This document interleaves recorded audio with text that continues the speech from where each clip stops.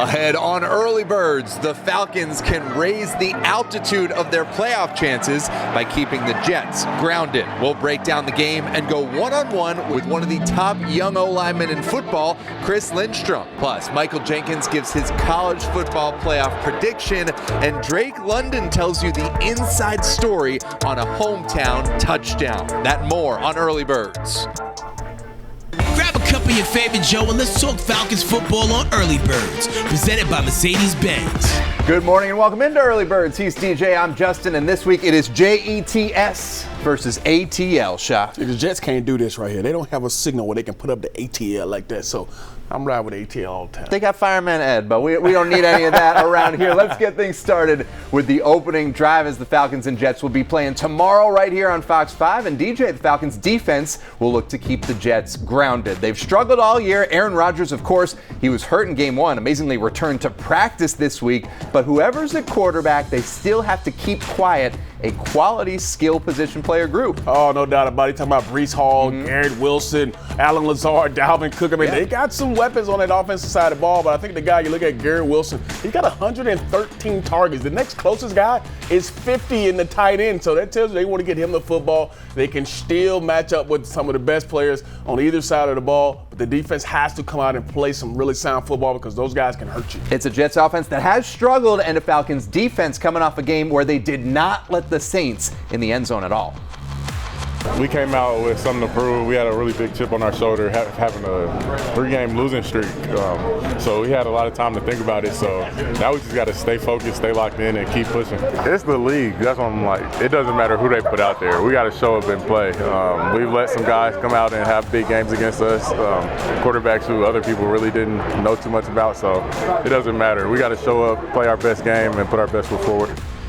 As we continue on the opening drive, if the Falcons go on a run, it might be because of their run game. Big game from Bijan Robinson last time out. At the same time, DJ got CP and Tyler Algier going. So what was working against the Saints? I love the fact that we use all three backs in a lot of different situations. You love the physicality that CP and Tyler brought in. Then you got the home run ability of Bijan. These are three guys that run different styles, but they also are physical at that point of attack when they want to run the football hard. And you got to give a lot of credit to the O-line up front. I mean, they were paving the way. There were huge gaping holes out there. So, yeah, those three guys were big, but also the front guys up there did it as well. And like I just mentioned, the guys run the ball, say a lot of the credit should go to the big uglies up front. All five of them just in every single play. And I'm like, man, I respect you guys a lot. And they finished too. Like, they finished 15, 20 yards down the field, come right back. And so now that I see, like, towards the end of the season when, teams start to, ground and pound and, that's how you win the games in December and January, February. Like, now I see how it's going to pay off.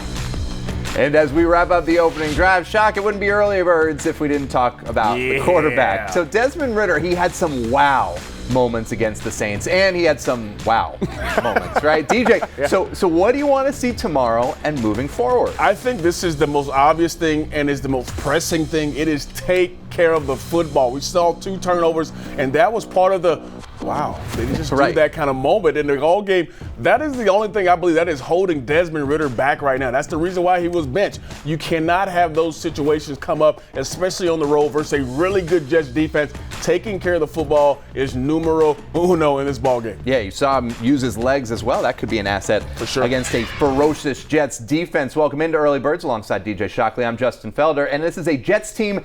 They're coming in on a 4-game losing streak, Shock, and in a league where like every game is a one-score game, they've lost 3 of their last 4 by 20-plus points. It's a winnable game for the Falcons. It is. We also thought that when we went into Arizona, so we cannot even pay attention to that anymore. Every game is different. We got to go out and play our style of football, and hopefully the momentum we get from beating the Saints kind of bodes well for us going on the road and playing against New York. Certainly. Well, Shaq, you know what people say about how tough the film room is?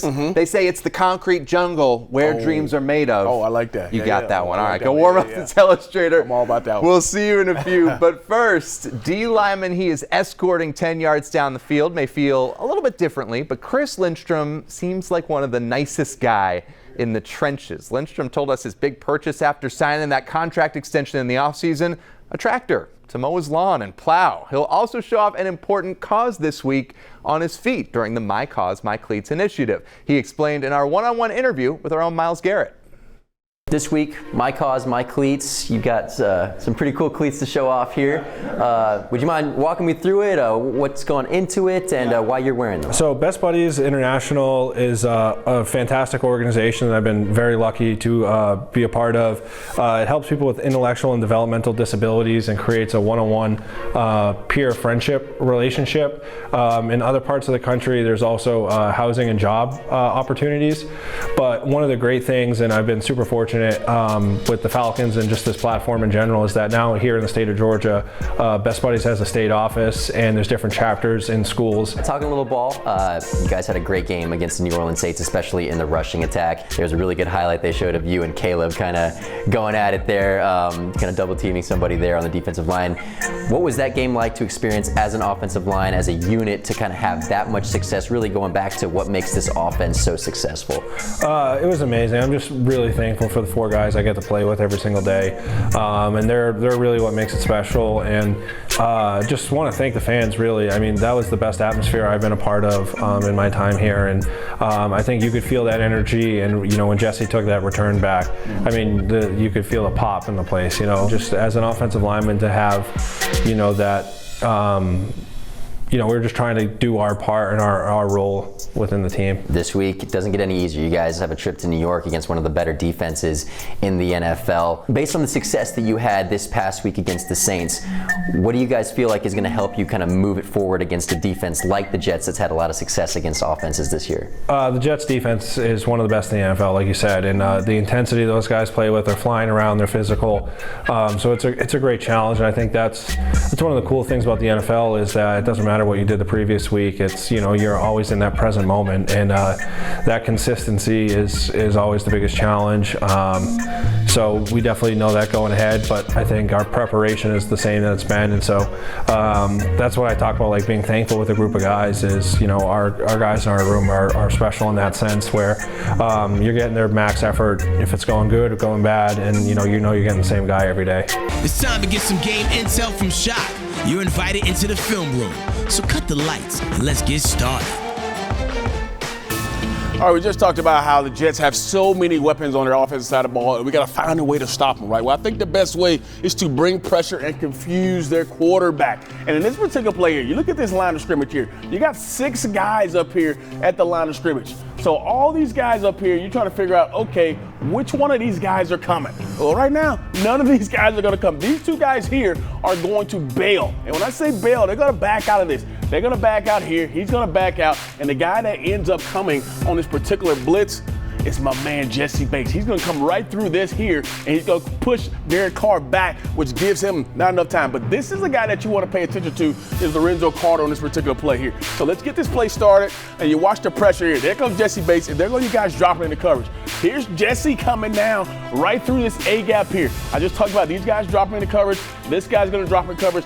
Derek Carr wants to throw this ball quickly because they have nobody to block him because of the disguise. This is a great job of disguising by Jesse Bates. Times it up really well and hits it on the run, and now the offensive linemen don't even have time to adjust. So now the play continues. Watch, he gets through and he wants to throw his football, and look who's covering the guy in the slot. That is Lorenzo Carter. This is guys playing together. All 11 guys making it work, getting the ball out of the quarterback's hands so quickly that it forces them to be inaccurate. And this was a 3rd down play to who?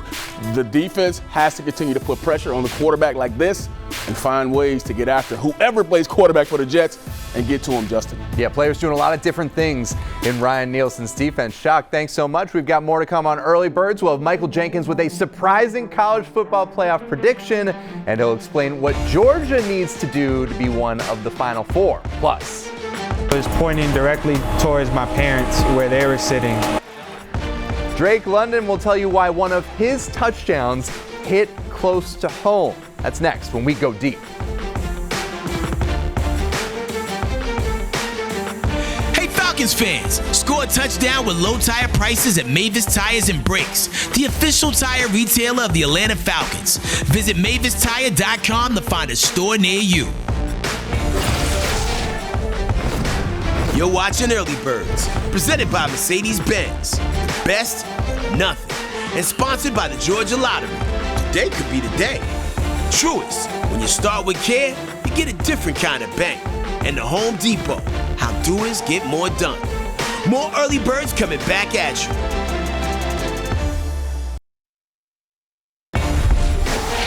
Early Birds, listen up.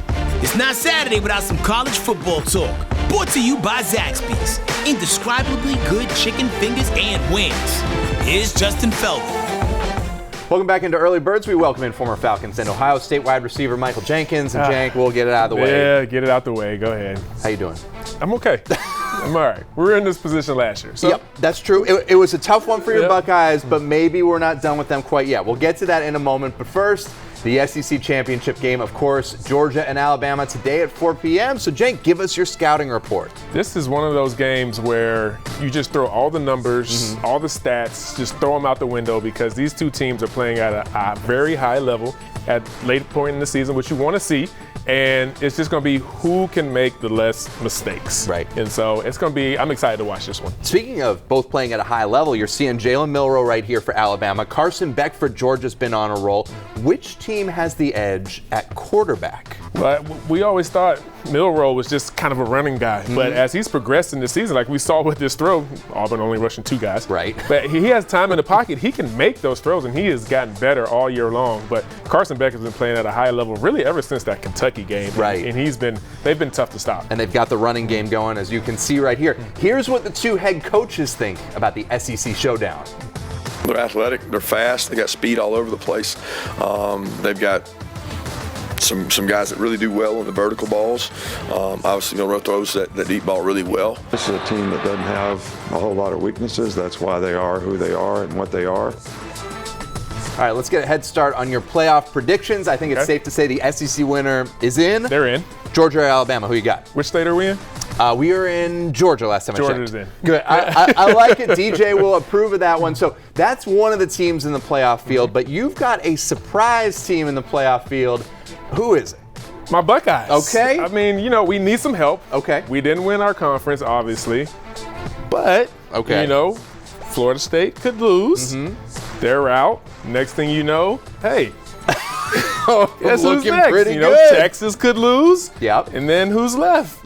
So there is a chance we still get in. Okay, there's certainly a path. Yeah. So do you think that Florida State and Texas lose today, or do you think maybe one of them loses and then Ohio State makes the we're the better team case? What do you think? I honestly think maybe just one loses. Okay. And then it's just, hey, who's the better team? Right. And who does the committee feel is the better team that should be in the top 4? That's the question. It's deserving versus better, because Ohio State may well be better. Here's what Ryan Day has been saying this week. But I believe in our players. I think we have a veteran team. I think we have a team that, is solid in all 3 phases. And but I do believe that this team can play with anybody in the country. So if you're right, if Georgia wins, and if Ohio State gets in, does that mean we have an Ohio State-Georgia rematch in the semifinals? We do.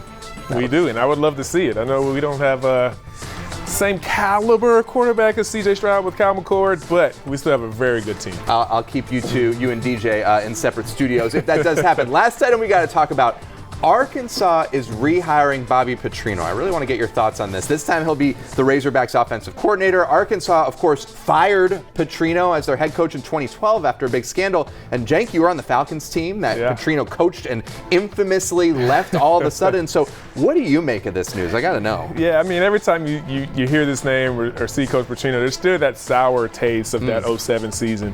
But, people get second, third, fourth, 5th chances, and he's still been coaching. He's still been coaching at an elite level. He's been a head coach. He's been an OC. He did very well with Texas A&M as offensive coordinator, and having them score 35 points a game. And so he's not the head coach this time in Arkansas, but I think he will do a good job in getting them back to the prominence they want to get to and maybe compete with the teams like Georgia and Bama. Will be really interesting to see. A short memory there, I guess a decade-long memory in Arkansas. Then they changed their mind. Jake, it's a great day for college football. Georgia and Alabama, 4 p.m. We'll find out the playoff field tomorrow, see if your Buckeyes are in it. And DJ, I know you got to head to the Benz soon, so we'll send it over to you. Yeah, I appreciate it, because there's only one of us who has to get ready for a conference championship game. So I'm going to head over now. Appreciate it, guys. Good stuff. All right, every week on Going Deep, a Falcons player explains something you might not know just by watching the game. Now, Drake London has 6 touchdowns so far in his NFL career and plans on catching a whole bunch more. Only one of those will be his first back at home. Drake explains in this week's Going Deep. My favorite play would probably be my first touchdown back home in LA. Second down and goal. Mariota on the slant. It's Drake London with the touchdown. His first NFL score. The way I caught it, it was pointing directly towards my parents where they were sitting. And like you could kind of see I'm pointing down to the ground. I was about to say, this is my place, right? But nothing came out because I was staring right at my parents, and it was a surreal moment of like, you're really playing in the NFL, back in LA, in front of your parents, the people who pushed you so hard to make it to this point. So it was kind of like a loss of words, loss of breath type of thing. A great moment from Drake still to come on Early Birds. An injury can go in a lot of different directions in terms of severity. The Falcons team doctor will explain next after the break. You're watching Early Birds, presented by Mercedes-Benz, on your official home for Falcons football, Fox 5 Atlanta. Welcome back to Early Birds. Well, you hear about it a lot during football games. This player has a grade 1 injury, or he's out longer because it's a grade 2 sprain, things like that. We wanted to find out a little bit more about what those designations actually mean. And that's the focus of this week's Emory Road to Recovery. Grade 1, 2, and 3 are injury grades or severity grades that we use for a lot of different parts of the body. As they relate to an ankle injury, for example, it basically describes the degree by which the ligaments or the soft tissues that are around the joint are injured. And so 1 being very mildly injured, 2 medium, 3 more severe. And so that's a simplistic way to look at it, but it also, there's more details involved depending on the anatomy that's involved when it comes to something like a ankle sprain or a knee sprain for that matter. But really it's a 1, 2, 3, mild, medium, or severe. And then that can help dictate what we're going to do from a treatment standpoint or the length of time that the player may be out. Well, I'll be honest, it doesn't matter the grade, they all hurt. More to come on Early Birds. The Falcons big man gives back to teachers. We'll have that story coming up next. It's almost game time, Falcons fans. When the Falcons sack the opposing QB at home, you'll score a BOGO free Big Zack snack meal the day after the game. Valid online only at Atlanta area stores. Early Birds has been presented to you by Mercedes-Benz. The best or nothing.